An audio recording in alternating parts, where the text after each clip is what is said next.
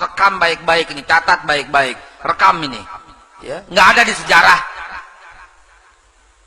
Setelah keluar dari Sukamiskin, Bung Karno itu tidak diizinkan kemana-mana oleh Belanda. Ke Surabaya nggak boleh, ke Kediri nggak boleh, Jawa Timur nggak boleh, Madura nggak boleh, Jawa Tengah nggak boleh. Tahu siapa yang selamatkan Bung Karno pada waktu itu? Yang selamatkan Bung Karno pada waktu itu adalah, dan berhasil nego sama Belanda itu adalah Muhammad Husni Tamrin, anak Betawi, ya, keturunan Habaib. Habib itu, ya, Habaib, cuman dia menyembunyikannya gitu ya, agar dulu kan ada situasi lah yang kurang menyenangkan ya, dianggap pro sana pro sini gitu ya.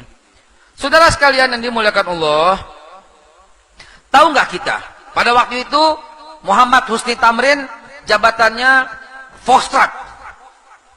Volkstraat itu ketua MPR DPR zaman Belanda dulu. Nah, Haji Muhammad Husni Tamrin inilah yang kemudian menyelamatkan Bung Karno. Dan tahu nggak di mana Bung Karno dititipkan? Bung Karno tidur di rumah Habib Ali bin Abdurrahman Al-Habsyi Kuitang. Beliau tinggal di sana selama 4 bulan. Ini sejarah mesti mencatat ini. Ya, para habaib itu perannya sampai kayak begitu dengan kemerdekaan. Jangan macam-macam gitu loh. Jangan curiga lagi sama ulama. Jangan curiga lagi sama kiai sama habaib. Alhamdulillah, Pak Kapitra adalah pahlawan untuk urusan itu. Sedikit yang tahu bahwa beliau telah mengeluarkan lebih dari 30 orang yang seharusnya ditangkap dan dimasukkan ke dalam bui. Maaf Ji, Anda buka rahasia Ji. Ya, setiap orang sujud itu beliau mendapatkan pahalanya, terutama yang dikeluarkan itu. Ya, saudaraku sekalian, ini catat gitu loh dalam sejarah biar tahu. Bung Karno pada waktu itu nggak demen maulid, nggak demen tahlil. Uang dia dibesarkan, kalau sekarang Wahabi lah begitu ya. Beliau berguru sama Habib Ali bin Abdurrahman Al-Habsyi, sehingga dia demen pakai sarung. Bahkan atas jasa Habib Ali bin Abdurrahman Al-Habsyi yang berhasil menyampaikan ke Bung Karno, maulid diadakan di istana, dilanjutkan oleh Pak Harto, dilanjutkan oleh Pak Habibie, dilanjutkan oleh Pak Habibie siapa? Gus Dur, dilanjutkan oleh habis Gus Dur siapa? SBY.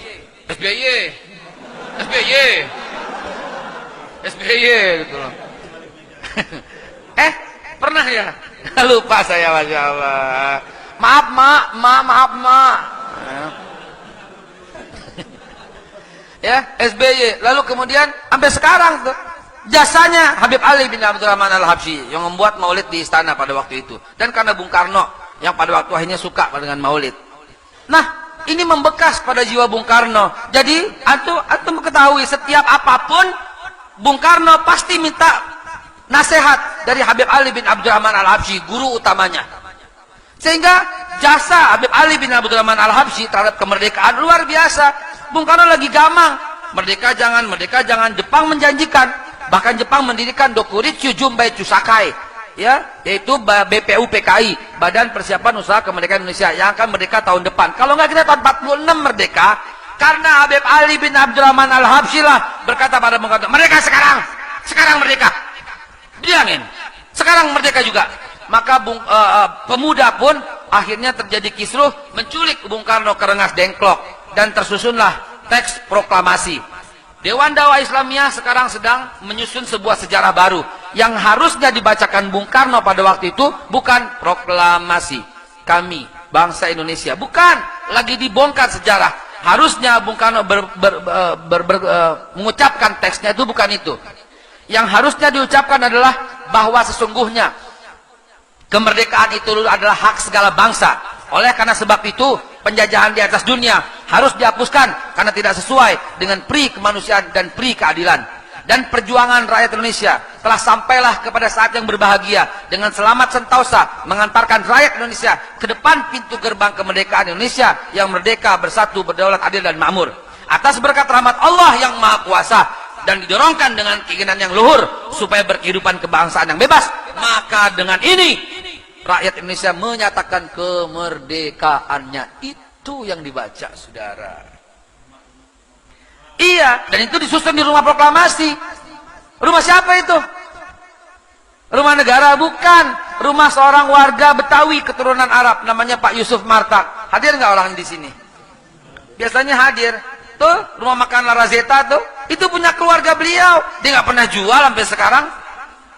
Ayahnya ya, itu nggak pernah jual, dihibahkan. Loh, banyak yang berjuang selain dua organisasi itu. Dan belum cukup sampai di sana ceritanya, saudara.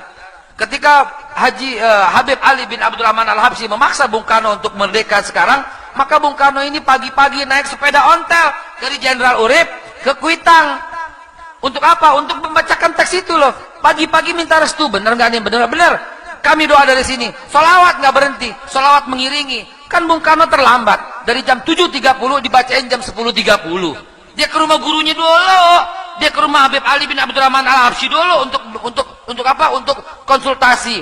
Jadi merdeka tuh di tangannya beliau berdua gitu loh. Jarang ini sejarah. Tuh ada catatannya di Arsip Nasional juga ada. Tuh keluarganya masih ada sebagai saksi.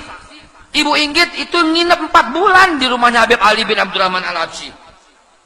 Dan Habib Ali mengutus utusannya ke proklamasi untuk lihat, untuk pengen tahu apa nih yang dibacain dan apa warna benderanya. Cuma satu yang ditanya. Begitu kembali utusannya, apa warna benderanya?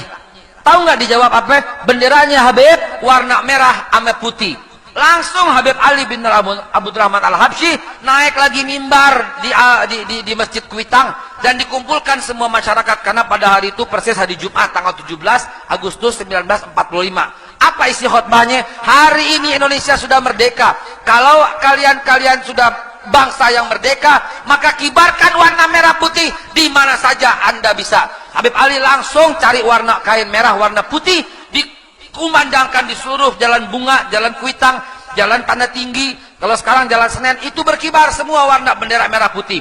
Dilihat sama Guru Mansur di Jembatan 5 dengar kabar, waduh udah merdeka, maka Guru Mansur cari warna bendera merah sama putih, kemudian diikat di masjidnya yang tinggi, warnanya bendera merah sama putih. Di Bidara Cina, Habib Salim bin Ahmad bin Jindan juga mengumpulkan semua orang, dikumpulkan sama Habib Ali bin Habib Ali bin Salim bin Jindan, dikumpulkan semua, kumpul. Sekarang kita udah merdeka, kita harus kibarkan warna bendera merah sama putih. Jadi warna bendera merah sama putih ada di dada para habaib, ada di dada para ulama, ada di dada para kiai. Jadi jangan curiga, kita cinta tanah air lebih cinta daripada orang-orang yang mengaku cinta Indonesia. Orang-orang yang mengaku cinta Indonesia, diam mulutnya 1000 bahasa. Ada orang Cina yang korupsi 35 triliun, tapi rajin nyinyir dengan cat Habib yang penuh fitnah. Tapi dengan mengumandangkan cinta Indonesia. Lo kalau cinta Indonesia, lo nyinyir dong. 35 triliun itu dibawa kabur. Sekarang DPO, itu yang mesti DPO. Habib dibikin DPO, dicondet. Ada Habib Muhammad bin Ahmad Al-Haddad. Tempat kami belajar, tempat saya belajar alif bata sama beliau. Habib Muhammad bin Ahmad Al-Haddad kemudian tarik warna bendera merah putih, dikumpulkan semua masyarakat Condet dari mulai Kelurahan Cilitan sampai Balai Kambang, sampai Batu Ampar, sampai Kampung Gedong. Dulu namanya Kampung Gedong, sampai sekarang masih Kampung Gedong. Tuh ada saksinya tuh, dibakar sama Jepang pada waktu itu. Dikumpulkan semuanya. Habib Muhammad bin Ahmad Al-Haddad teriak, harus kibarkan warna bendera merah sama putih. Di Petojo ada Habib Ali bin Muhsin. Ini paling miskin, sangat miskin saudaraku. Pada waktu itu beliau akhirnya mencari dan tidak ada kecuali hordeng yang berwarna merah. Didedel hordengnya itu, dijahit sama jubah yang berwarna putih untuk dikibarkan di Petojo. Di Menteng ada Guru Romli.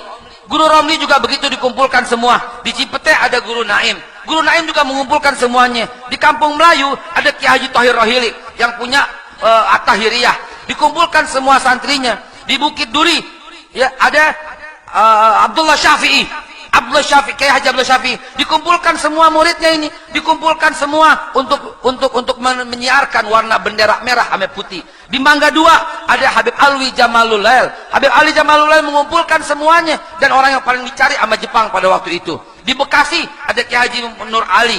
Dia kumpulkan semua.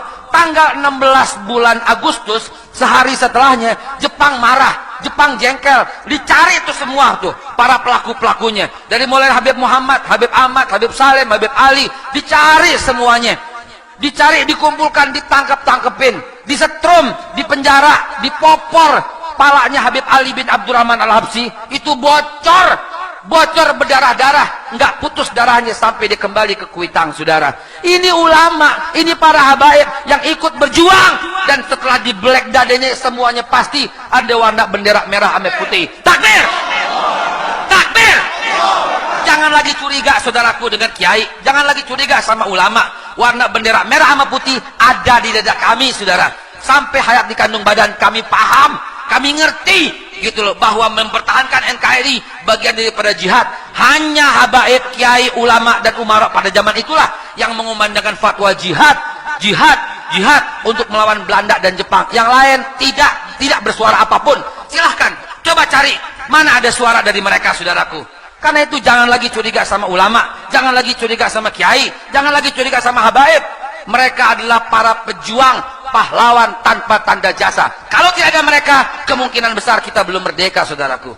Karena itu, mulai sekarang jaga yang empat, kaki jadi kepala, kepala jadi kaki, nggak boleh lepas. Pertama, Al-Quranul Karim. Yang kedua, hadis Nabi SAW. Yang ketiga, sunnah sahabat-sahabat. Yang keempat, ulama. Ini yang Nabi pesan. Taraktu fikum amrayni lan tadillu ma tamassaktum bihima, kitabullah wa sunnatan nabi wa alaikum bisunnati usnatun khalafar rasyidin wal ulama warasatul anbiya. Selamat di kandung badan, insya Allah. Sudah waktunya kita langsung qomat, kita sholat isya berjamaah. Hadanallahu wa iyyakum ajmain. Billahi taufiq wal hidayah wal afu minkum. Wassalamualaikum warahmatullahi wabarakatuh.